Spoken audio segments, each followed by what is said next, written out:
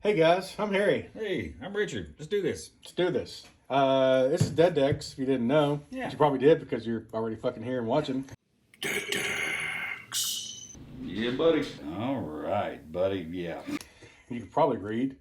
Anyway, today I'm just gonna, some people asked for some collection videos on a couple of our videos, so just gonna show just a little bit of what I got here. This is all magic. This is all reserve list magic. I got a couple binders, so I'll show. And it's not gonna be super exciting, except for the sheer quantity of what's in here. You can see out here on this front page there's several fast bonds and just a few random cards here. There's a Fallen Empires card and Alliances and Weatherlight. Those are just kind of randomly came in collections that I've picked up in the past. And I'll keep any reserve list card, even if it's worth $1. I don't really care. These others I've consciously gone out of the way to pick up. And I've picked up a few. That's a lot of fast bonds. Wizards in purple robes. These are all revised fast bonds. And I wish they were unlimited to be worth 3, 4, or 5 times what revised are worth. But I got these all pretty cheap. I think my average cost was probably about $14, $15 a piece on these. I picked them up, I don't know, a couple years ago probably. How much they worth now? I think they peaked around 40 or so a piece. They're probably sitting around the $30 a piece range. And some in better condition, they're probably worth a little more. But next, I have a bunch of Undiscovered Paradise from Visions. I picked these up because, a couple years ago, year and a half, I felt they were really undervalued and cheap for what they do. They had any one color of mana to your mana pool. Their drawback is at the end of the turn, at the beginning of your next untap phase, it goes back to your hand. If you're playing landfall, they're really, really good. And I have my average cost on these, it's about $5.50 to $6 a piece, and I think they're now 25 to 30 a piece. So this was a really good pickup. Damn. Yeah. I got quite a few of these. Yeah. as you might be able to Grab tell. a couple of them. Yeah, I can't remember how many I have exactly. If you can keep track and count here, I think I have around 65 to 70 of them, somewhere in that range. I don't know. Math is hard. Yeah. Those are pretty. Yeah. Next big collection here are Lake of the Deads from Alliances. When your Lake of the Dead comes into play, you got to sacrifice a swamp, and you can sacrifice a tap swamp. So you can tap sack it, and then you sacrifice another swamp, and you get 4 mana, or you can just straight up tap it for 1. It's a really powerful card. I thought it was very undervalued. It was one I remember from when I was a teenager. And I had a buddy of mine that had one of these, and I was always jealous of it because I never did get one, and I couldn't afford it at the time. And when I got back into kind of the whole cardboard world and looking at investing a little bit of cardboard, I started looking for undervalued cards, and I felt this was undervalued. So I was picking these up for $23, $4 a piece, give or take. Most of them in near mint to light play condition.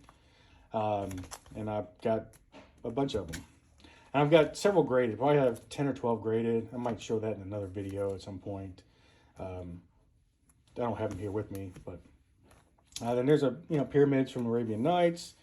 It's Arabian Nights, so automatically worth a small fortune because they're pretty scarce. Over here is 4 null rods, Weatherlight. Other players can't play artifact abilities. Require an activation cost. They're about $100 a piece. I think I got them in there $35 to $40 range. The rest of this binder, I believe, there's more in the back. These are kind of low end, my early pickups on the reserve list, stuff that I was just really specking on for $1 or $2 a piece. Or all these are, they're really low end because they have no playability because they require antis or something that is not fully playable anymore. And the ones that are playable, nobody gives a shit about Veteran Bodyguard or Sedge Trolls or Kudzu. I mean, they're junk reserve list cards. That's cool art. Yeah. I guess this next one I spec'd in, and I got a few of those, and I have a few out being graded, I believe. Volrath's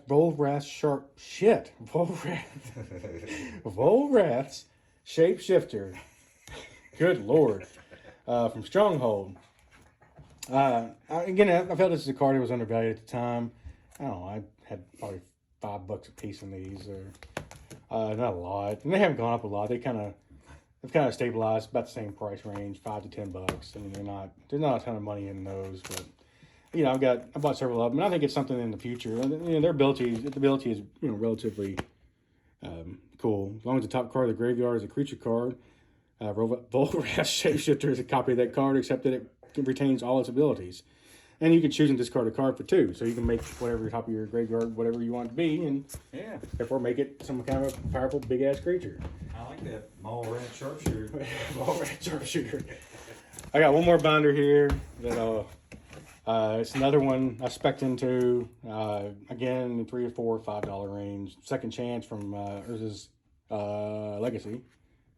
During upkeep, if you have 5 or less life, sacrifice Second Chance, take an extra turn. So it's an enchantment, so it's got to be on the board.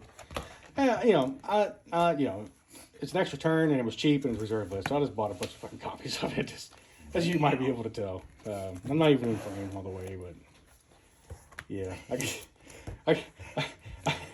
I bought a few copies of this one. Hopefully that one goes up. No, yeah, I hope so at some point. You know, and if you're a big fan of Alpha Investments, you know, Rudy, he also bought from somebody else that spec'd on this. He bought a big pile of these as well, 30, 40, 50 cards of them. He's got a video out there. I think it even has Second Chance in his title, so you can go look that up. But yeah, anyway, I bought these before that happened, long before that actually.